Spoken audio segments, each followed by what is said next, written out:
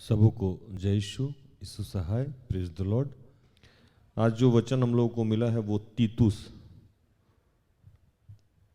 अध्याय 2 9 से 15 कि दासों को समझाओ कि अपने अपने स्वामी के अधीन रहे और सब बातों में उन्हें प्रसन्न रखें और उलट कर जवाब ना दे, चोरी चलाकी ना करे और पर सब प्रकार से पूरे विश्वास ही निकले कि वे सब बातों में हमारे उद्धारकर्ता परमेश्वर के उपदेश की शोभा बढ़ाए, क्योंकि परमेश्वर का वह अनुग्रह प्रकट है जो सब मनुष्यों के उद्धार का कारण है और हमें चेतावनी देता है कि हम अभिक्त और संसारिक अभिलाषाओं से मन फेर कर इन युग में संयम और धर्म और भक्ति से जीवन बिताएं और उस धन्य आशा की अर्थात अपने महान परमेश्वर और उद्धारकर्ता यीशु मसीह की महिमा के प्रकट होने की बाट जोते रहें, जिसने अपने आप को हमारे लिए दे दिया कि हमें हर प्रकार के अधर्म से छुड़ा ले और शुद्ध करके अपने लिए एक ऐसी जाति बना ले जो भले भले कामों में सरगर्म हो। पूरे अधिकार के साथ ये बातें कह और समझा और सिखाता रह, कोई तुझे तुच्छ ना जानने पाए। तो एक जगह है जिसका वर्णन करता है बाइबल, क्रेत। तो वो क्रेत में जो लोग थे उनके बारे में, वहां के लोग के बारे में बाइबल बताती है कि वो लोग बहुत बदतमीज थे। क्या थे? बदतमीज, उदंड, मुंह के फूहड़, कुछ भी बोल देते थे, कैसे भी बोलते थे, कैसे भी जवाब देते थे, फटफट जवाब देना, बदतमीजी से बात करना, बड़े छोटों का आदर नहीं करना, है ना। तो पौलुस लिखते हैं तीतुस को कि तीतुस, अगर आप में भी ये सारा गुण आ गया, हालेलुया, आप में भी ये सारा गुण आ गया जो क्रेतवासियों के जीवन में पहले से भरा पड़ा है और जो आपका पुराना जीवन भी रहा है, अगर उसी के अनुसार आप भी आचरण करेंगे तो ये सेवकाई आगे बढ़ नहीं पाए। हालेलुया, ये सेवकाई आगे नहीं बढ़ पाएगा। जो फिर यहां जो वचन लिखा हुआ है, लिखता है, पढ़िएगा 2:13, तीतुस 2:13, और उस धन्य आशा की अर्थात अपने महान परमेश्वर और उद्धारकर्ता यीशु मसीह की महिमा के प्रकट होने की बाट जोहते रहें। और एक और वचन पढ़िएगा, 15 पढ़िए इसी को।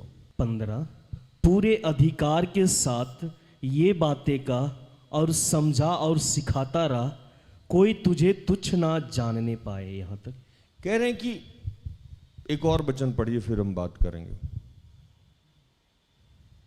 7 पढ़िए इसका। 7, सब बातों में अपने आप को भले कामों का नमूना बना, तेरे उपदेश में सफाई, गंभीरता और ऐसी खराई पाई जाए कि कोई उसे बुरा ना कह सके, जिससे विरोधी हम पर कोई दोष लगाने का अवसर ना पाकर लज्जित हों। हालेलुया। देखिए, इसी में से 3 वचन मैंने आपको सुनाया अभी। पहले वचन में कह रहे हैं कि ये सारी बातें जो प्रकट हो रही है, यीशु मसीह के उद्धार, यीशु मसीह की महिमा, ये आप ही के माध्यम से प्रकट होना है। हाँ या नहीं? हम सब के माध्यम से प्रकट होना है। दूसरे वचन में कह रहे हैं कि आप अगर कोई काम किसी को कहते हैं तो ऐसा वो ना हो कि आप में अधिकार नहीं पाया जाए। अधिकार कैसे पाया जाता है? किसी काम को अगर हम बहुत ईमानदारी और सफाई से करेंगे तो हम चढ़ के बोल सकते हैं, अधिकार के साथ काम कर सकते हैं। अगर खुद ही हमारे जीवन में कमी होगी तो हमें अधिकार नहीं मिलेगा। हालेलुया। अधिकार मिलेगा? नहीं समझ में आ रहा। समझ पा रहे हैं आप लोग? अधिकार नहीं मिलेगा। जब आप किसी काम को खुद नहीं कर रहे हैं तो बच्चे आपकी बात नहीं सुनेंगे, बिल्कुल भी नहीं सुनेंगे। तो आपको लगेगा कि जैसे यहां बच्चे हैं, वो कहते हैं कि दीदी और भैया के लोग बात सुनते हैं, मेरी नहीं सुनते। इसका मतलब कि जो अधिकार है वो अधिकार आपके पास नहीं आया है और अधिकार कोई विरासत में नहीं मिलता। अधिकार विरासत में नहीं मिलता है। अधिकार के लिए आपको वो गुण अपने अंदर डेवलप करना पड़ेगा। किसी का भी वारिश कर्म से बना जाता है, टैलेंट से बना जाता है। आप जहां हैं, जो भी काम कर रहे हैं, उसमें आपको ईमानदारी बरतना होगा, उसी के अनुसार आपका न्याय होगा। प्रभु एक वचन में कहता है कि तुम्हारी हर एक निकम्मी बातों का लेखा लिया जाए, क्या छोटा क्या बड़ा। और तीतुस को यही वो समझा रहे थे। आज आप सबके जीवन में ये समस्या है, सबके जीवन में समस्या है। सिर्फ बात कलीसिया की नहीं हो रही है, बात घर की हो रही है, परिवार की हो रही है, समाज की हो रही है, परिवेश की हो रही है। दोस्ती वारी में हमारे पास हजारों ऐसे बच्चे आते हैं, कहते हैं कि प्रभु भैया मेरा सम्मान नहीं है, लोग मेरी बात नहीं सुनता है, लोग मेरा कदर नहीं करता है, लोग मेरा रिस्पेक्ट नहीं करता है, मेरी बातें नहीं मानी जाती है। समस्या यही है, आपके अंदर अधिकार नहीं है। और अधिकार इसलिए नहीं है कि आपको अपने ऊपर नियंत्रण नहीं है। क्या नहीं है? नियंत्रण नहीं, क्योंकि आप अपने कर्तव्यों के प्रति ईमानदार नहीं।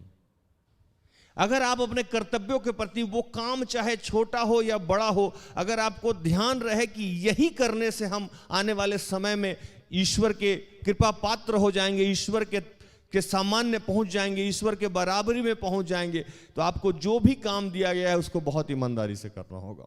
आज आपको छोटा छोटा काम मिलता है, घर में, परिवार में, स्कूल में, कॉलेज में, आप उसमें बुद्धि लगा के हेर फेर करने लगते हैं। आप ईमानदार हैं? नहीं। और आप ही के माध्यम से कोई ना कोई बच्चा आपको देख रहा है और देख के वो विश्वास में आ रहा है। जैसे मैं बताता हूं कि मैं प्रमोद भैया को देख के विश्वास में आया, कुछ बच्चे मुझे देख के विश्वास में आते हैं। कल एक भाई आए हुए थे मेरे पास, काफी देर तक बैठे हुए थे। मैंने पूछा कि आप मेरे पास कैसे आ गए? तो बोलने लगे, भाई आपका जब भी हम प्रार्थना सुनते हैं हम घर पे रोने लगते हैं। हम कि ये तो ठीक है, लेकिन मुझे देखे कैसे? कोई तो बताया होगा ना। तो बोले कि मेरी बहन जो है उसका जीवन ऐसे बदल गया कि मुझे मजबूर होकर आना पड़ा आपके पास, कि ये बदली तो बदली कैसे?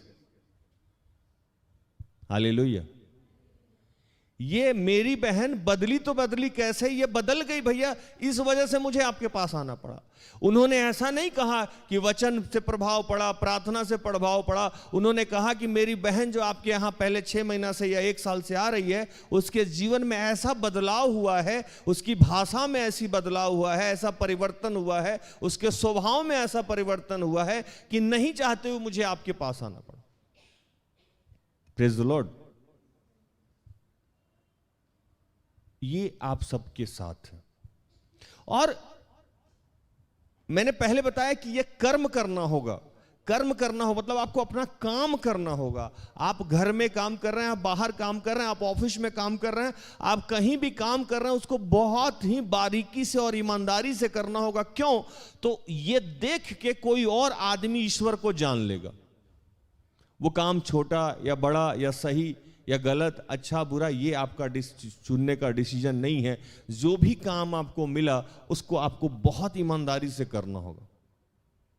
और इसके लिए काम करने के साथ एक मुख्य बात है जो आपको नहीं करना होगा, जो हम लोग करते हैं। आज हम लोग काम अपना ईमानदारी से करते हैं, लेकिन जुबान बहुत चलता हम लोग। हाँ या नहीं? बहुत चलता। इसीलिए कुछ ऐसे बच्चे भी हैं हमारे पास, या कुछ ऐसे भी लोग हैं जो अपने कर्तव्यों का निर्वहन बहुत निष्ठा से करते हैं, लेकिन उनका सम्मान नहीं, या उनको अधिकार नहीं मिलता। क्यों? तो उनका जुबान बहुत चलता, फट फट जवाब देते हैं वो। और इसके लिए एक वचन जो यहां लिखा हुआ है, पढ़ेंगे आज। तीतुस 2:9 और 10।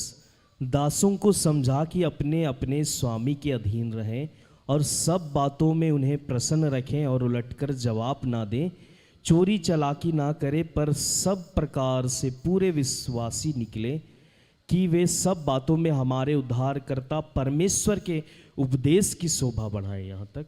हालेलुया। कहता है कि दासों को समझा कि अपने अपने स्वामी के अधीन रहे और सब बातों में उन्हें प्रसन्न रखे और उलट कर जवाब ना दे, चोरी चालाकी ना करे, पर सब प्रकार से पूरे विश्वासी निकले, कि वे सब बातों में हमारे उद्धारकर्ता परमेश्वर के उपदेश की शोभा बढ़ाए। अगर आप फटाफट जवाब दे रहे हैं अपने सीनियर को, और चोरी और चालाकी, यहां चोरी का संबंध किससे है? कर्तव्यों का निर्वहन नहीं करना सबसे बड़ा चोरी है। अपने काम को निपुणता से नहीं करना यह चोरी है, और उसको डिफेंस करना यह चालाकी है। हालेलुया, समझ रहे हैं आप लोग? अपने कामों को ढंग से नहीं करना यह चोरी है, और उसको डिफेंड करना, मतलब हम ऐसे नहीं ऐसे किए थे, हम ऐसे नहीं वैसे कर दिए थे, इसको चालाकी बोलते। अभी तो वचन समझ में आ रहा होगा ना आप लोगों को। और ये हर घर की समस्या है, हर परिवेश की, हर ऑफिस की समस्या है कि आज सबसे ज्यादा वही लोग बोलते हैं जो अपने कामों का निर्वहन नहीं करते। फट फट बोलेंगे, वो बात से जीतना चाहते हैं। क्या करना चाहते हैं? बात से जीतना चाहते हैं। जो काम से जीतना चाहता है वो कम बोलता है, जो बात से जीतना चाहता है वो काम कम करता है। जिसका काम बोलता है उसको बोलने की जरूरत नहीं पड़ती, जिसका काम नहीं बोलता है उसको बोलने की जरूरत पड़ती है। आप अपने आप को प्रोटेक्ट कर रहे हैं, और कैसे कर रहे हैं? जुबान से। और प्रोटेक्ट करने के चक्कर में आप अपने आप सीनियर को हर्ट कर रहे हैं, और सीनियर को हर्ट नहीं कर रहे हैं, सीनियर के अंदर ईश्वर बैठा है उसको हर्ट कर रहे हैं। यहां लिखता है कि दासों को समझा कि अपने अपने स्वामी के अधीन रहे और सब बातों में उन्हें प्रसन्न रखे। वो चाहे गलत करते हो या सही करते हो, आपका काम है उनको खुश रखना, दैट्स इट। उसको बटरिंग नहीं करते हैं, उसको कर्तव्य निष्ठा कहते हैं कि आपको अपना काम निभाना होगा। लेकिन आजकल के समाज में जूनियर अगर अपने सीनियर का रिस्पेक्ट कर रहा है तो उसको बहुत सारे लोग बटरिंग का भी नाम दे देते हैं, और इस चक्कर में बच्चे खराब भी हो जाते हैं। उसको लगता है अच्छा कहीं हम सच में बटरिंग तो नहीं कर रहे। और जुबान के बारे में तो इतनी बातें बाइबल में कही गई है जिसका मतलब मैं आकलन भी नहीं कर सकता, मैं विश्लेषण भी नहीं कर सकता। पूरा एक चैप्टर है याकूब जो आप पढ़िएगा, उसमें सिर्फ जुबान के बारे में लिखा गया है। नीति वचन में कितने जगह जुबान के बारे में लिखा गया है। लिखता है कि झगड़ालू पत्नी से के साथ रहने से अच्छा है कि घर के किसी कोने में रहना। अब झगड़ालू पत्नी मतलब क्या है? उसका जुबान। झगड़ा कैसे होता है? जुबान से। मतलब झगड़े का कारण कहां से, मतलब झगड़ा कैसे करते हैं हम लोग? मुंह से करते हैं। और जो हाजिर जवाबी है, मैं नीति वचन में लेके जाऊंगा आप लोगों को एक जगह। नीति वचन में लिखता है 21 का 23, सुक्ति ग्रंथ 21 का 23। नीति वचन अध्याय 21 पद संख्या 23। जो अपने मुंह को वश में रखता है वह अपने प्राण को विपत्तियों से बचाता है। कहता है कि जो अपने मुंह को वश में रखता है वो अपने प्राण को विपत्तियों से बचाता है। अगर आपको अपने मुंह पे कंट्रोल नहीं है तो आप अपने मौत को निमंत्रण दे रहे हैं। क्या कर रहे हैं? मौत को। आप आत्मिक रूप से तो मर ही रहे हैं, सांसारिक रूप से भी आपकी मृत्यु हो जाएगी, क्योंकि आपके एक भी मित्र नहीं रहेंगे। हालेलुया। जो लोग मुंह से बदसलूकी करता रहता है, चाहे वो, मैं अपने सेवकाई में ऐसे ऐसे लोगों को जानता हूं जो दान देते हैं, दशवांश देते हैं, अपना भोजन तक आपको उठाकर दे देंगे, गहना देते हैं, जेवर देते हैं, कपड़ा देते हैं, लेकिन मैं उनको अपने बच्चों को कहता हूं कि जाके मिलिए तो बच्चे कहते नहीं जाएंगे। समस्या क्या है? कहते हैं जुबान उनका बहुत चलता है। आप किसी को कैसे एनालिसिस करिएगा कि वो अच्छा आदमी है कि बुरा आदमी है? वो अंदर से बहुत अच्छा आदमी है, बहुत दानी है, बहुत धर्मी है, लेकिन उसको एनालिसिस कैसे करिएगा कि वो अच्छा है कि बुरा है? याकूब में लिखता है कि जीभ एक ऐसा चिंगारी है जिससे पूरे जंगल में आप आग लगा सकते हैं। एक ऐसा पतवार है जिससे नाव को आप इधर से उधर कर सकते हैं। और आज आपको सबसे ज्यादा कंट्रोल कहां करना होगा? बाइबल लिखता है कि इसी से एक ही स्रोत से खड़ा और मीठा पानी दोनों निकल नहीं सकता। कल या परसों मैं किसी को बता रहा था कि आपको यह अधिकार है कि जो कुछ आप पृथ्वी में बांधिएगा वो स्वर्ग में बंध जाएगा, जो कुछ आप पृथ्वी पे खोलिएगा वो स्वर्ग में खुल जाएगा। ये अधिकार है ना हम सबको, है ना। लेकिन गलत चीज मत बांध दीजिएगा, क्योंकि इसका जवाब क्या करना होगा, आपको देना होगा।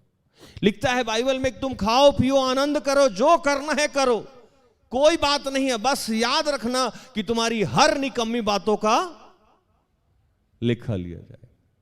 आप जो जो बोल रहे हैं उन सब का जवाब यीशु मसीह आपसे लेगा न्याय के दिन में, और यहां के मिट्टी तक गवाही देंगे कि आपको करना क्या हो।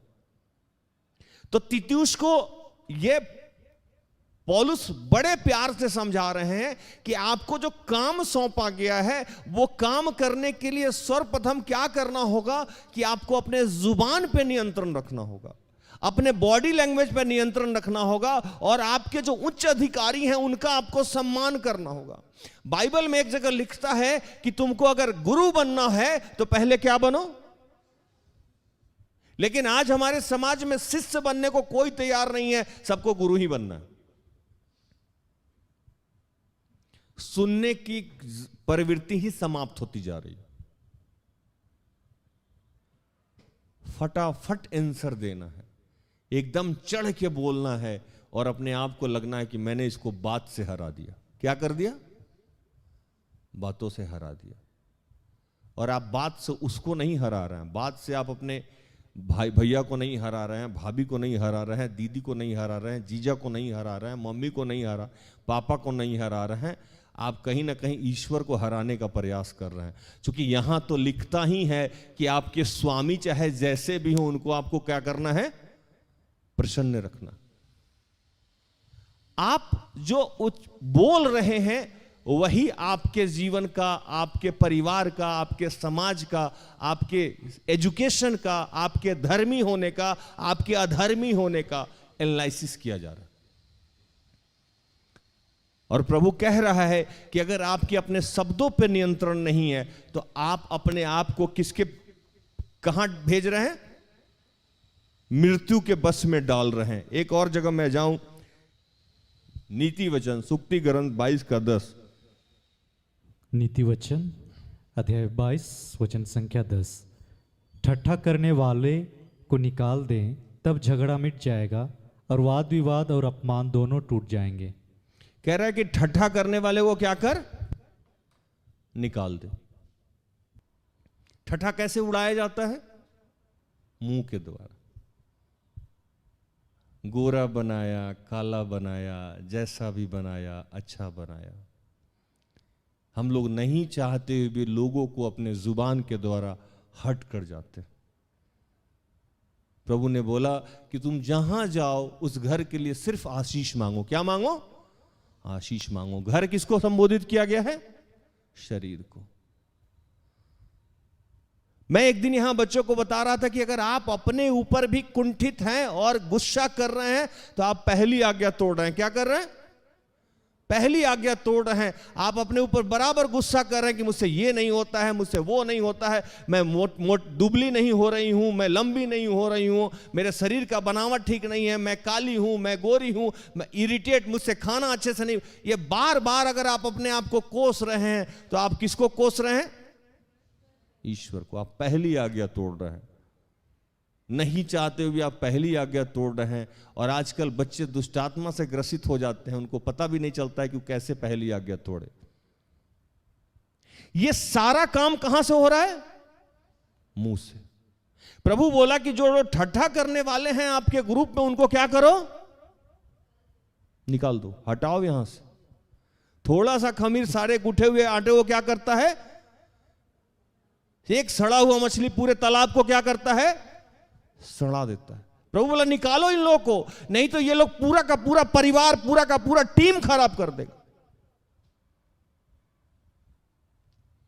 आपके शब्द आपके जीवन का आकलन करता है, आपके बॉडी का आकलन करता है, आपके परिवार का रिप्रेजेंटेटिव है वो।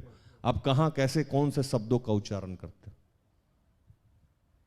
मैंने कल एक बच्ची को फोन पे कहा कि तुमने मेरा नाम हंसवा दिया। तुम्हारे घर के लोग कहते हैं कि जब से वो तुम्हारे साथ जुड़ी हुई हैं वो अब शब्दों का प्रयोग करती है, कुछ भी बोलती है। मैंने कहा मेरे साथ रहने का क्या मतलब है कि तुम अपने ही घर वाले को जवाब दे रहे हो, कितना भी अच्छा काम करो, अगर आप उदंडता से बात कर रहे हो तो बदनामी किसकी हो रही है? मेरी हो रही है। उनके घर वालों ने सामने सामने बोला मुझे कि आपसे, जब से वो आपसे जुड़ा है या जुड़ी है बच्ची, तब से वो ज्यादा ही जवाब दे रही है। मैंने कहा मेरी इतने दिन का मेहनत आप मटिया पलीद कर दी। ऐसा नहीं है कि वो बच्चा काम नहीं करता, खूब काम करता है, बहुत ईमानदारी से काम करता है। गलती क्या हो गया उससे कि ओवर कॉन्फिडेंट होके या प्यार में, जैसे आजकल अपने बच्चे, मां बाप को हम लोग ज्यादा जल्दी जवाब दे देते हैं ना, फट से जवाब देते हैं। क्यों? ये तो मेरी ही मां है, कुछ भी बोलेंगे। मां है तो कुछ भी बोलोगी? नहीं ना, प्रभु ये अधिकार नहीं दिया है। पिता है तो कुछ भी बोलोगे? नहीं ना। आज बच्चे से अनजाने में गलती हो जा रहा है। कैसे गलती हो? ये तो मेरी ही दीदी है, ये तो मेरे ही जीजा हैं, ये तो मेरे ही भैया हैं, ये तो मेरे ही भाभी हैं, ये तो मेरी अपनी मां है, इससे ऐसे बात नहीं करेंगे तो किससे बात करेंगे? और अनजाने में इतनी बड़ी गलती हो रही है जो आप समझ नहीं पा रहे।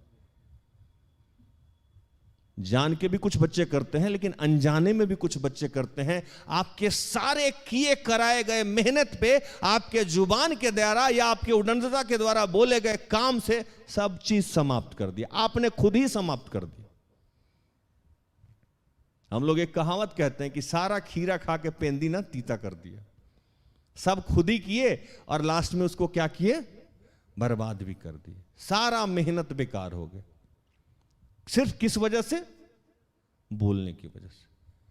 और आज ये पूरे के पूरे परिवार में, समाज में, कलीसिया में, घर में, दुकान में, ऑफिस में, कार्यालय में, सब में वैसे ही आदमी भरे पड़े हैं जो हाजिर जवाबी हैं। और वो समझते हैं कि हम बहुत टैलेंटेड हैं, फट से जवाब देते हैं, फट से जवाब देते हैं। और जवाब जो बाइबल कहता है कि जो ज्यादा बोलता है वो क्या होता है? ज्यादा गलत बोलता है और जल्दी पाप करता है। क्योंकि ज्यादा बोलने वाले आदमी से गलती होगी ही होगी। होगी कि नहीं होगी? होगी।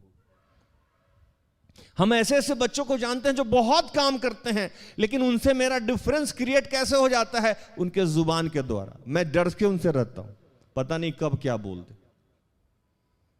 सतर्क रहना पड़ता। एक बच्चा आया कल परसों, मैंने कहा कि तुम इतने डिप्रेशन में, मैं चाहता हूं कि तुमसे गले मिलूं, लेकिन फिर भी मैं डर से नहीं मिलता हूं, पता नहीं तुम क्या रिएक्ट कर दोगे। मतलब इतना हम लोग भी कॉन्शियस रहते हैं कि वो भावना भी व्यक्त नहीं करते हैं। क्यों? तो उसका जुबान हमको रोक के रखे हुआ है, कहीं धमका के ना जाए, कहीं कुछ सुना के ना जाए। आप लोग भी ऐसे लोगों से सतर्क रहते होंगे ना, जो बात से उदंड होंगे, हाँ या नहीं? बाइबल एक बात कहता है कि ऐसे लोगों से मित्रता भी नहीं करना चाहिए, जो कहीं भी गुस्सा करते हो, जो कहीं भी भड़क जाते हो, उनसे मित्रता करने के लिए इसी नीति वचन में मना किया गया। उनसे दूर रहें। कहां रहें? दूर रहें। आप नीति वचन सुक्ति ग्रंथ को पढ़िए, मैंने कह रखा है कि रोज पढ़ना है। ऐसे लोग जो कभी भी कुछ भी बोल देते हैं या शीघ्र गुस्सा करते हैं। गुस्सा कैसे करते हैं? हम जुबान से करते हैं ना। शीघ्र, जो जल्दी गुस्सा करते हैं, बाइबल कहा कि ऐसे लोगों से दूर रहिए, अलग रहिए। क्योंकि ये कब कहां ब्लास्ट करेंगे आपको पता ही नहीं है। वो चाहे जितने भी आज अच्छे आदमी हैं, अगर शीघ्र गुस्सा करने वाले लोग हैं तो मित्र भाव से नहीं जुड़ना है, आपको उनसे अलग रहना है, क्योंकि कहीं ना कहीं वो आपको फंसा देंगे। आप बहुत अच्छे आदमी हैं, बात बात पे चिल्लाते हैं, आप प्रभु की महिमा कर पाएंगे? आप लोग आपको देख के प्रभु के विश्वास में आ पाएगा? नहीं पाएगा। आपके माध्यम से मुर्दे तक जिलाए जाते हैं, लेकिन आप जब बकते हो तो गाली बकते हो। लोग देख के आपको विश्वास में आएगा? आपके माध्यम से चिन्ह चमत्कार प्रकट होते हो, लेकिन आप अपने माता पिता को जवाब दे रहे हो, जो छोटा बच्चा है वो देख के विश्वास में आएगा? नहीं आएगा। बाइबल पूरा का पूरा घोल के आप पी गए हो, लेकिन आप इर्द गिर्द रहने वाले लोगों को फट फट जवाब दे रहे हैं। कोई भी आपको देख के विश्वास में आएगा? आएगा रोहित भाई? नहीं आएगा। और सबसे आखिरी बात, आपकी पति या पत्नी हर बात में आपको जवाब दे, आप उनसे विवाह करना चाहिएगा? नहीं चाहिएगा। आपको भी ऐसे लोग पसंद नहीं पड़ेंगे। जब आपको भी ऐसे लोग नहीं पसंद पड़ेंगे तो आप भी तो लोगों को पसंद नहीं आते होंगे। मैं अपने जीवन में बहुत सारे ऐसे लोगों से जुड़ना चाहता हूं जिसको मैंने होल्ड पे डाल दिया। मैं काफी करीब जाना चाहता हूं कुछ बच्चों को, कुछ लोगों को, लेकिन उसके जुबान के द्वारा हमने अपने आप को होल्ड पे डाल दिया है। ऐसा तो नहीं है कि मैं इसके करीब चला जाऊं तो इसके वजह से मैं या मेरा सेवकाई खराब हो जाए। उस बच्चे में कोई कमी मुझे नजर नहीं आती है, लेकिन वो बोलने की वजह से मैं वेटिंग पे अपने आप को डाल के रखा। मैं अपनी समस्या बता रहा हूं। हालेलुया। बाइबल कहता है, मैं एक जगह और ले जाऊं, जुबान की बात हो और याकूब ना खुले, ये अच्छा नहीं लगता है ना। सबसे ज्यादा तो उसी में वर्णन किया गया है। अच्छा, याकूब में जाने से पहले एक और वचन है यहां, तीतुस 3:10 पढ़िए भाई, बहुत जरूरी वचन है। बहुत ध्यान से इस वचन को सुनिएगा सारे बच्चे। तीतुस 3:10। तीतुस अध्याय 3 पद संख्या 10। किसी पाखंडी को 1-2 बार समझा बुझाकर उससे अलग रहा। हालेलुया। क्या कह रहे हैं इसमें? किसी पाखंडी को 1 या 2 बार समझा के उससे फिर क्या करना है? अलग हो जाना। अगर किसी चीज को बार बार नहीं आपको समझाया जा रहा है और आप नहीं समझ रहे हैं, तो प्रभु सीधे तौर पे हमको इजाजत क्या दे रहा है? उससे अलग हो जाइए, अलग हो जाइए। और 11 भी पढ़िए भूषण भाई इसका। वो आदमी जान के ये काम कर रहा है, वो जान के सुधरना नहीं चाहता। 11 पढ़िए इसका। 11। यह जानकर कि ऐसा मनुष्य भटक गया है और अपने आप को दोषी ठहराकर पाप करता रहता है। वो भटका हुआ है, वो जान के पाप कर रहा है, वो सब जानते हुए भी अपने आप को उस चीज से निकालना नहीं चाहता। देखो, 2 टाइप के लोग होते हैं। एक जिनको कुछ नहीं आता है लेकिन वो सीखना चाहते हैं, उनको सिखाना और समझाना बहुत आसान काम है। एक वो लोग हैं जिनको कुछ नहीं आता है लेकिन वो अपने आप को बहुत बुद्धिमान समझते हैं, उनको कुछ भी सिखाया जा सकता है नहीं। और एक तीसरा टाइप का लोग भी है, इधर मैं एनालिसिस कर रहा हूं, जो थोड़ा ही समझने के बाद लगता है कि वो बहुत जान गए, उनको भी कुछ सिखाया नहीं जा सकता। 10 दिन में ही उनको लगता है कि हम बहुत बड़े ज्ञानी हो गए और वो मुझे ही ज्ञान देने लगते हैं। घर में बच्चे ही हम लोगों को गाइड करते हैं। हाँ, कई बार बच्चे हमसे ज्यादा जानते हैं, लेकिन जानने का और बताने का दोनों का तरीका अलग होना चाहिए। आप सीनियर को बता कैसे रहे हैं, यह भी तो समझना होगा ना। नहीं, और ये सारा चीज कहां से हो रहा है? ये सारे प्रॉब्लम का जड़ कौन सा है? मुंह है। चीजों को रखना कैसे? आप सीनियर को गाइड कर सकते हैं, समझा सकते हैं, बोल सकते हैं, सब कर सकते हैं, ये अच्छी भी बात है, सजेशन भी दे सकते हैं, लेकिन कब, कहां और कैसे बोल रहे हैं, शब्दों का प्रयोग कैसे कर रहे हैं, इसी पे सारा आकलन। मुझे बाइबल की बहुत सारी ऐसी घटनाएं याद है जहां बाइबल में जुबान के चलते लोगों को रोक दिया गया। यूहन्ना के जो पिताजी थे, उनसे स्वर्गदूत बोला कि मैं तुम्हारा मुंह बंद कर देता हूं तब तक, जब तक कि उसका जन्म नहीं हो जाए। और वहां लिखता है उस वचन में कि इसलिए मैं तुम्हारा मुंह बंद कर देता हूं, नहीं तो तुम बार बार बोल के ना इस काम को होने नहीं दोगे। क्या करोगे? होने नहीं दोगे। आज बाइबल यह मना करता है कि हर बार आप कुछ गलत शब्दों का अगर उच्चारण कर रहे हैं तो बाइबल लिखता है कि जैसा आप बोलते हैं वैसा ही हो जाता है। क्या हो जाता है? वैसा ही हो जाएगा। यह समस्या है, और इस सारी समस्याओं के पीछे जड़ क्या है? मुंह है। हर जगह बाइबल मुंह पे बहुत बात किया है। इतना बात कि मैं पिछले दिनों समझा रहा था कि मूसा जब बार बार ईश्वर को जवाब दे रहा था तो ईश्वर भड़क गया मूसा पे। भड़क गया ना, याद है ना? ये सारा चीज जुबान पे है। और मैं अंत में यही कहूंगा, आप सबसे रिक्वेस्ट करूंगा कि आप अपने जुबान से क्या कर रहे हैं। क्योंकि जुबान के बारे में अगर बोला जाए तभी 2-4-5 घंटा और भी बोला जा सकता है। जुबान आपके शरीर नाव रूप, अगर आपका शरीर नाव है तो जुबान क्या है? वो पतवार है। इस जुबान से आप अपने सारे किए कराए को आशीषित कर सकते हैं या मटिया पलेद भी कर सकते हैं। एक वक्ता हजारों लाखों लोगों को संबोधित करता है, कैसे? जुबान से। मेरे पिताजी कहते थे कि कोई आदमी अगर तलवार भी लेके आए, अगर आपके शब्दों में ताकत है तो आपके बोलने से वो तलवार रख देगा, वो आपको नहीं मारेगा। ये ताकत है हमारे शब्दों में कि हम बोलेंगे और वो रख देगा।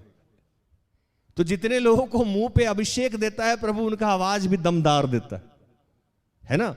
लेकिन उस दमदार आवाज को इस्तेमाल कैसे करना है? कल या परसों मैं किसी को उदाहरण दे रहा था कि पुलिस और आतंकवादी में फर्क सिर्फ है इस्तेमाल करने का। क्या फर्क है?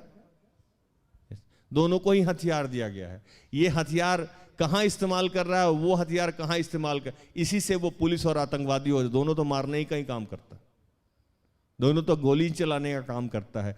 आपको भी जुबान मिला है, अब इससे आप अभिषिक्त हैं या श्रापित हैं, किसी को श्राप दे रहे हैं या अभिषेक दे रहे हैं, ये आपके ऊपर है। और आप जो कर्म कर रहे हैं इस पे आपको अगर विकसित होना है, अगर आपको एक प्रकाष्ठा पे पहुंचना है, एक बहुत ऊपर किसी पद पे पहुंचना होगा, तो आपको मधुरभाषी बनना होगा, स्पष्टवादी बनना होगा। ये हिस्ट्री है कि आज तक कोई भी लीडर तभी बना है जब उसके शब्दों में ताकत रहा है। जानते हैं कि नहीं? लीडर बनने से पहले आपके शब्द में ताकत होना चाहिए, आपके आवाज में ताकत होना चाहिए, आपको मधुर भाषी होना चाहिए। प्रभु कह रहे हैं आज विशेषकर कि आप देखिए कि आप क्या बोलते हैं और कैसे बोलते हैं। और इस बात पे मैंने कल शाम में भी किस बच्चों को बोला था, परसों भी बोला था, है ना? और मुझे नहीं पता था कि यह वचन आने वाला। अपने जीवन में अगर आप तरक्की करना चाहते हैं, अपने स्कूल में तरक्की करना चाहते हैं, अपने सेवकाई में तरक्की करना चाहते हैं, अपने घर में तरक्की करना चाहते हैं, तो अपने कर्तव्यों का निर्वहन करने के साथ साथ अपने जुबान पे नियंत्रण रखें। प्रभु इन सारे वचनों से आप सबको और मुझे भी आशीषित करे।